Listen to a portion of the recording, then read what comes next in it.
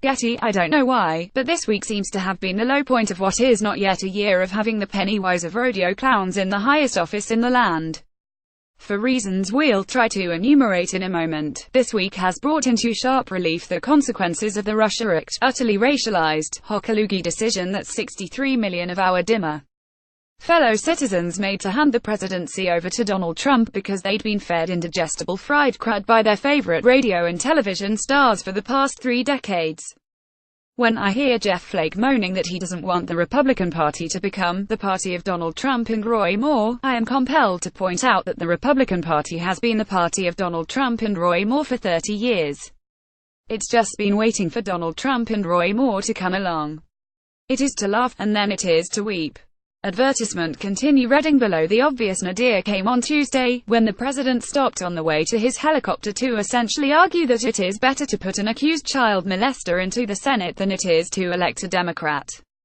From the New York Times, "We don't need a liberal person in there, a Democrat, Jones," Mr. Trump said. "I've looked at his record. It's terrible on crime. It's terrible on the border. It's terrible on the military." The president suggested that the passage of time, and the fact that Mr. Moore's accusers did not come forward earlier, should call into question the accusations. And he noted that Mr. Moore has been elected repeatedly by voters in Alabama. "I do have to say, 40 years is a long time," Mr. Trump said as he left for a 5-day Thanksgiving vacation at his Mar-a-Lago club in Palm Beach, Florida. He's run 8 races, and this has never come up. So 40 years is a long time. What a sewer this man is. Getty advertisement continue reading below. Of course, there is his ridiculous ongoing Twitter feud with Lava Ball, a feud that scraped the bottom of the barrel on Wednesday with the president tweeting, "It was me," at the elder Ball, who is quite a piece of work in his own right. It is safe to speculate that this little exercise in petulance and rage is at least in part an attempt to deflect attention from the fact that Robert Mueller's footsteps are ringing louder and louder in the corridors of the White House. But still, a president of the United States calling the father of a basketball player a poor man's Don King. What a festering landfill this man is. Then, I came across this little tidbit in The Hill, which, for me, anyway, sent this week into depths beyond which no light can pierce. Mark Leach, who manages the Shenandoah stores for Delaware North, said NPS and park managers had no role in the wine purchase decisions. He said they simply encourage him to buy local products.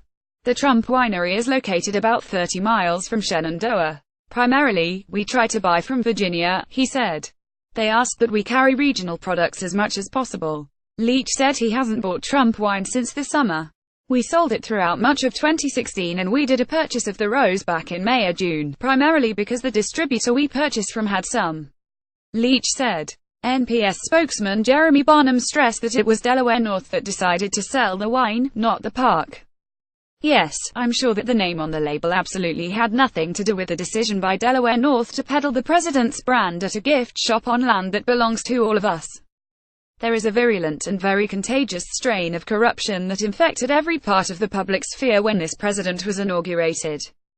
Advertisement continue reading below. Advertisement continue reading below. What a reeking, lifeless wasteland this man is. Getty, not that it matters. The Republican Party will live with him, just as it will live with the concept of Senator Roy Moore, our food court, if it has to do so. The Republican Party is the corrupt vehicle of corrupt interests and has been for so long that the party and the interests are no longer distinguishable from each other. A whopping percentage of Americans are opposed to the tax plan that the Senate is about to pass.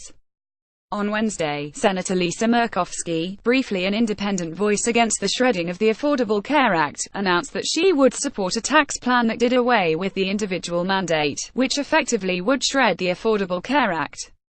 She's also very high on drilling for oil in ANWR.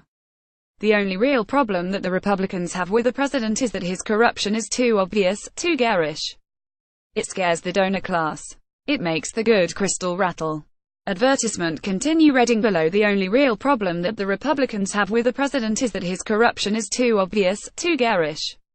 Never in my lifetime have the politics of the country seemed so removed from the people of the country. Never in my lifetime have the people of the country seemed so removed from its politics. Never in my lifetime have political decisions seemed so removed from their consequences. An election driven by fear and hate and abandoned wrath has produced dangerous chasms into which the entire system may one day fall, and nobody appears to have any idea what to do about it. Adam Serwer's brilliant piece in The Atlantic is as good an explanation as any about what happened last November, and what may happen as a result.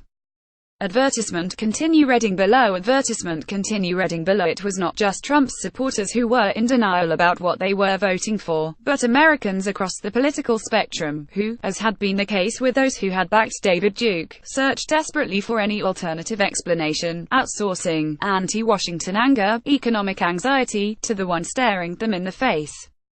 The frequent post-election media expeditions to Trump country to see whether the fever has broken, or whether Trump's most ardent supporters have changed their minds, are a direct outgrowth of this mistake. These supporters will not change their minds, because this is what they always wanted: a president who embodies the rage they feel toward those they hate and fear, while reassuring them that that rage is nothing to be ashamed of.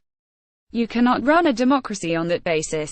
You perhaps cannot even run a nation, at least not one that doesn't devolve steadily into savagery.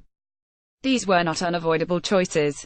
We made them in the clear light of day. What a poisoned country we have left ourselves. Respond to this post on the Esquire Politics Facebook page.